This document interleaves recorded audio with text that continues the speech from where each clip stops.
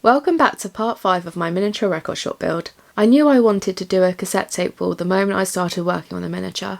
This is where I always laugh at myself because I go through all the trouble of adding detail for it to end up completely unreadable because it's so small. I was originally going to make individual cassettes, but if I'm being real, I did not have enough energy. Chronic fatigue is no joke. I have been one tired girly. So instead, I stuck the images to the wall with a sheet of acrylic on top. I wanted to add a little table here with some second-hand vinyls, but I don't know why the legs gave me the right ick. They just looked so tall and gangly, so I cut them off and used it as a shelf instead. And don't worry, that was just a makeshift door. I've made the real one from basswood and coffee stirrers, which I then stained, painted the frame black and added a do not enter poster. Remember the light box in part 1? I thought of a way to disguise the switch. I made this tiny worn out cardboard box and made holes in the bottom of it as well as in the bottom of the wall. This means I can hide the switch inside the build but also remove it easily if I need to change the battery. For the meantime, I'm filling it with old newspapers and magazine covers, but depending on my fatigue, I really want to fill it with cassette tapes. For the finishing touches, I made up some vinyls using cardboard, scratched up the covers and added them to my second-hand shelf.